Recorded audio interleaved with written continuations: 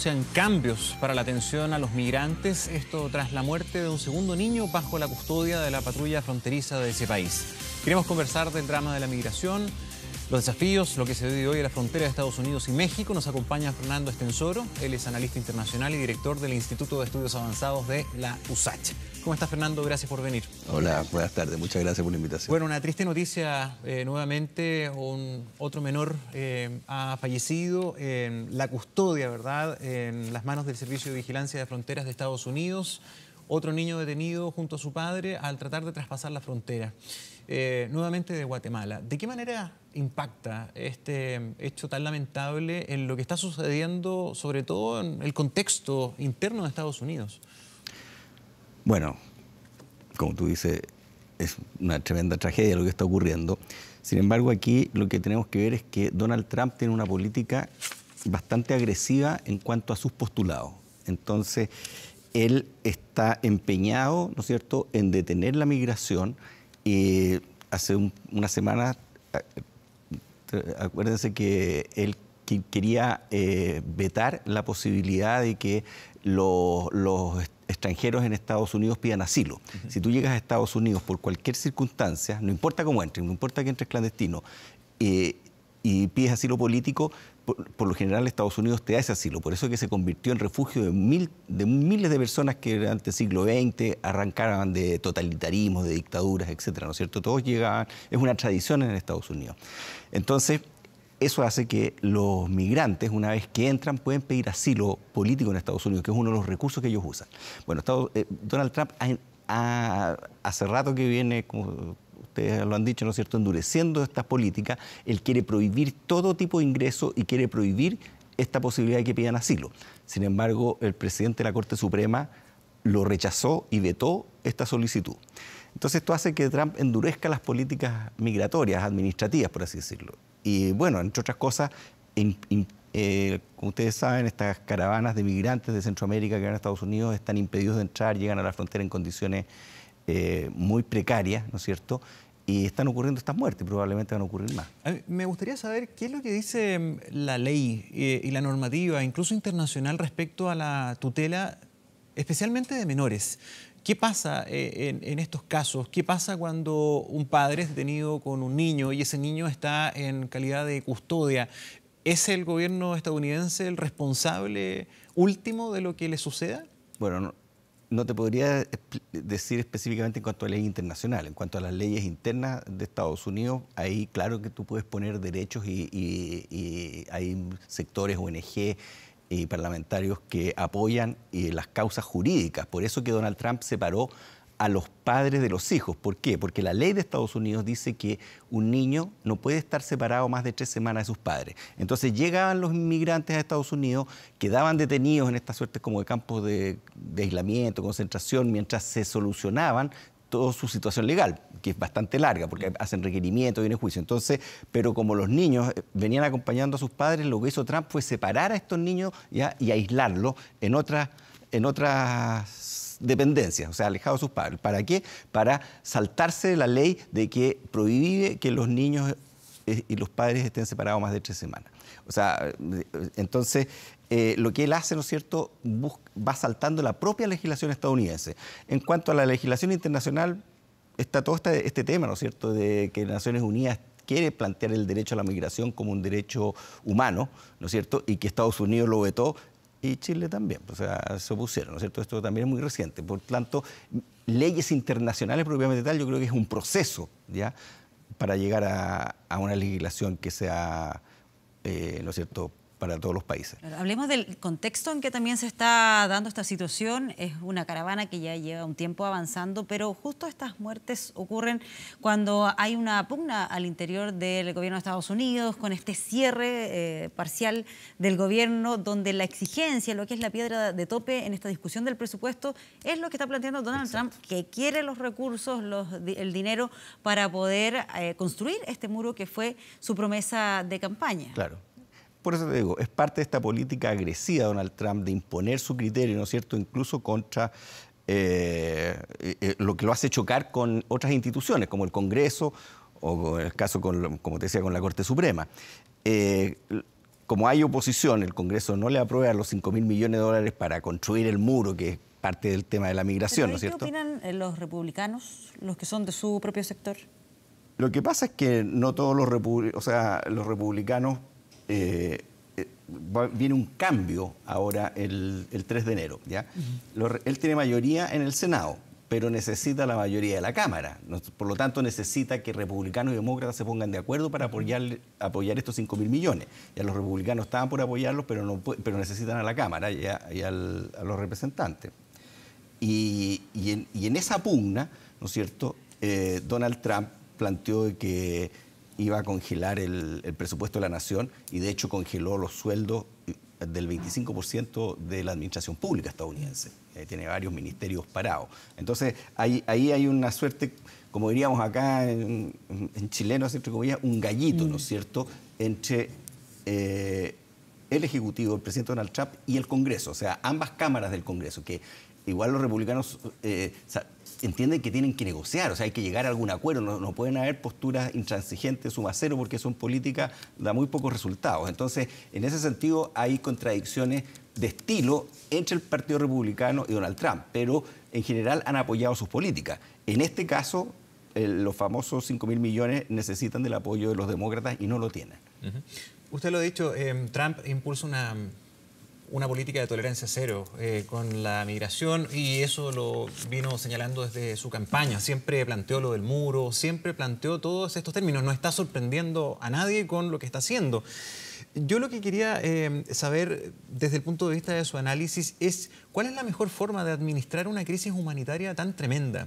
Porque olvidándonos del Trump de Estados Unidos, si nosotros pensáramos que todos quisieran venirse a Chile, pues estamos hablando de un flujo migratorio inmenso de varios países que desgraciadamente tienen condiciones terribles, Honduras, Guatemala, El Salvador. ¿Cómo se administra esto de una manera ordenada, de una manera segura, donde no se vaya al riesgo incluso de que niños pierdan la vida en esos sistemas de custodia? Bueno, es una pregunta bastante compleja, pero sin lugar a dudas se necesita una migración ordenada, ¿no es cierto?, y un proceso migratorio. El problema es que esto se ha politizado demasiado. Ahora la pregunta es ¿por qué se ha politizado? Yo creo que en parte también por las propias políticas de Donald Trump.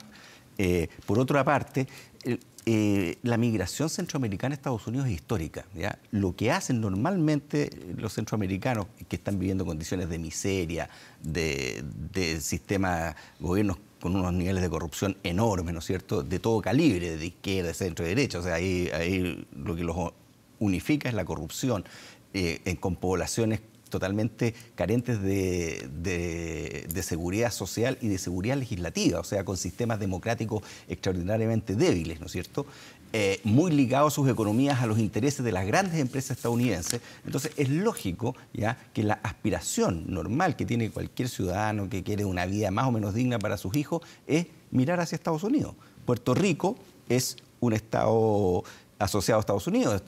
Centroamérica históricamente ha sido una suerte de colonia de los Estados Unidos y eso no lo dicen los que lo atacan, no, eso lo dicen los historiadores estadounidenses cuando se analiza, ¿no es cierto?, cómo fue desarrollándose la expansión de Estados Unidos. Sin duda, este año se ha vivido un panorama mucho más agudo. Se ha politizado más. Caravanas migrantes como esta no es primera vez que ocurren. Lo que hoy día ha ocurrido es que como está el tema del muro y como también está México, ¿no es cierto?, esto se ha mediatizado mucho más y Trump lo ha transformado en un frente de batalla mediático, ¿ya? Pero no es primera vez que ocurren estas migraciones. Lo que pasa es que ahora está mucho más visible y está puesto como parte de la política diaria, por así decirlo, del gobierno de Estados Unidos. Sí, el punto es qué efecto finalmente trae esto para Donald Trump, para su gobierno. ¿Cuál es la evaluación que se hace internamente? Porque la impresión que tengo desde que asumió el presidente de Estados Unidos es esta eterna polarización. Pero luego, se supone, acaban de haber unas elecciones, hay que ver si acaso él se va a presentar o no a la reelección. ¿Esto termina minando su popularidad o termina siendo un sustento, mantiene a todos aquellos seguidores que en su momento lo apoyaron en lo que fue la elección, aunque fue más bien reñida? Me da curiosidad saber cuál es. El único antecedente que tenemos real es que perdió la Cámara de Representantes, ¿ya? No así el Senado, lo logró mantener. más allá de, porque todos somos seres humanos, todos nos gustarían unas cosas u otras, pero objetivamente no necesariamente esto mina la popularidad de Donald Trump. Lo que sí polariza a los Estados Unidos, o sea, lo sigue polarizando en posiciones que cada vez negocian menos, ¿ya? Y llegando ahora, ¿quién va a ganar?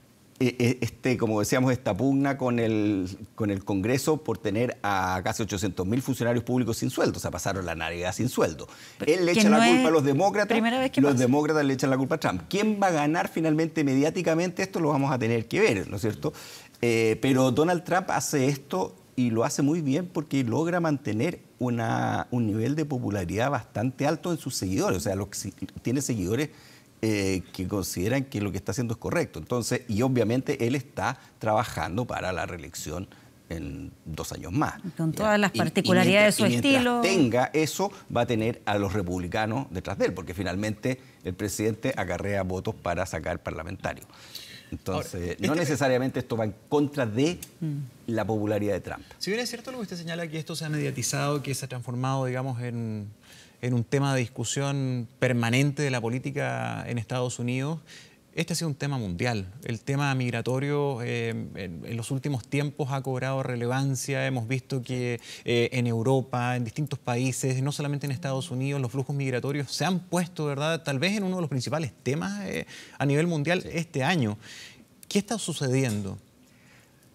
Bueno, ¿cuáles son los puntos de coincidencia? Como señala, este año el tema de la migración estalló como fenómeno político a nivel global. Pero hay que analizarla en su contexto. Primero, por la desestabilización del Medio Oriente y del norte de África. ¿Quién desestabilizó el Medio Oriente y el norte de África? Europa, ¿no es cierto?, cuando bombardeó a Gaddafi, ¿ya? Y Siria e Irak, Estados Unidos y sus aliados europeos, ¿ya?, con guerras civiles increíbles. Entonces, ¿qué hace la población? Lógicamente, migra, ¿ya? Y bueno, y como están economías en recesión, ya no es lo mismo recibir una cantidad limitada que recibir flujos, ¿no es cierto?, enormes de población, generó esta discusión política en Europa, donde finalmente Alemania quedó prácticamente sola, apoyando la entrada de migrantes, pero sobre todo, ya hay que recordar que esto ha exacerbado las luchas nacionalistas y fascistas históricas, ¿no es cierto?, que como son por temas de pureza de sangre, son racistas, etcétera, tienen por principio, ¿no es cierto?, luchar contra la migración. Sí. Entonces, esto ha exacerbado a que sectores más bien de ultraderecha, que están de capa caída, se tomaran de este caballito y empezaran a subir, ¿no es cierto?, en su popularidad electoral. Y eso también ha llevado el tema a la pugna política. Fernando, y en términos generales, yo sé que hay historias diferentes, hay fenómenos que tienen sus características propias, pero si pudiéramos encontrar algunas coincidencias, podríamos advertir que acá hay desplazamientos de modelos fracasados que buscan irse al modelo que sigue funcionando. Independiente si estás de acuerdo o no, con sus bemoles, con sus peros, da la impresión de que el modelo norteamericano sigue siendo apetecido para muchísimas personas que salen de países que están sumidos en la pobreza, en el fracaso, las economías de bienestar que están en bancarrota en Europa. O sea, no conocemos de masas de población que se estén yendo a, no sé, pues a países como Irán, por ejemplo. No, o sea, por algo se quiere ir a Estados Unidos, que es una de las sociedades más democráticas, de mejor estado, que le ha dado gran calidad de vida a sus ciudadanos históricamente. Por algo ha sido este país que ha acogido a millones y millones. Estados Unidos es un país de migrantes, ¿no es cierto? Entonces, sin duda, o sea, la población huye buscando salvar su vida y buscando mejores condiciones de vida. Ya lo mismo que está ocurriendo en países de nuestro continente o de América del Sur, porque la gente se hace, porque no puede seguir comiendo, viviendo, sin lugar a dudas. ¿Ya? El problema es el uso político que es, a mi juicio, y la mirada cortoplacista que se le está dando a este problema. Porque tú no solucionas, en mi opinión, tú no solucionas el problema criminalizando a los migrantes, ¿me entiendes?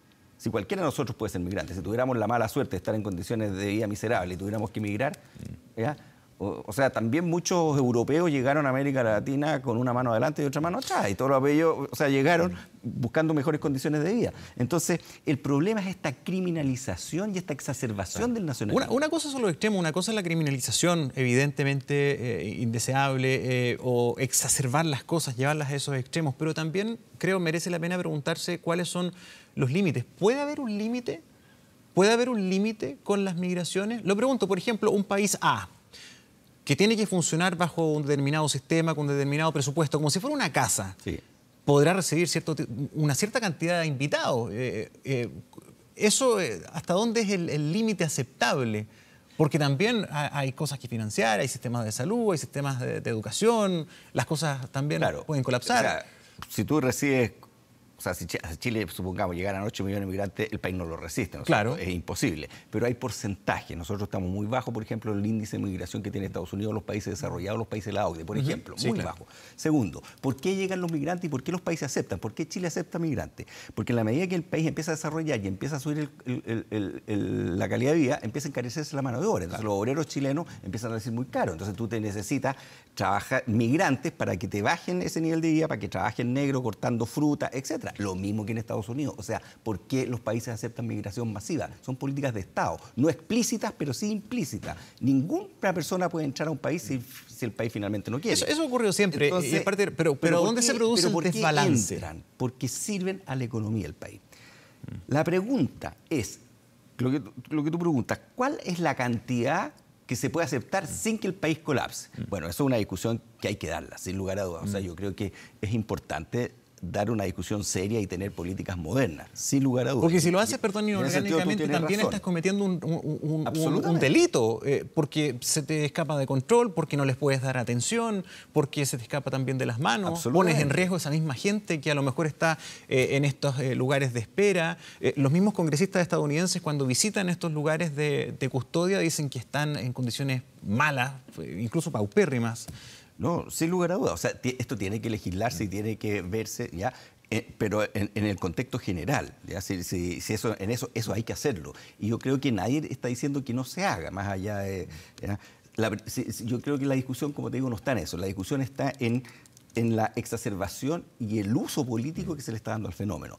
Y eso es lo que provoca esta tensión. Entonces hace que se abanderice centro, derecha, izquierda, ¿no es cierto? Y se abanderiza este problema y no se pone la solución al problema, que es lo que finalmente todo el mundo requiere. Pero es complejo. O sea, yo personalmente, como te digo, yo creo que es una muy mala política el buscar el dividendo inmediato y echarle la culpa de todos nuestros problemas sociales y políticos a los migrantes. O sea, evidente. Eso yo creo que es lo criticable, y eso sí lo está haciendo un sector de la política, no solamente estadounidense, sino también América Latina y en nuestro país, ¿ya?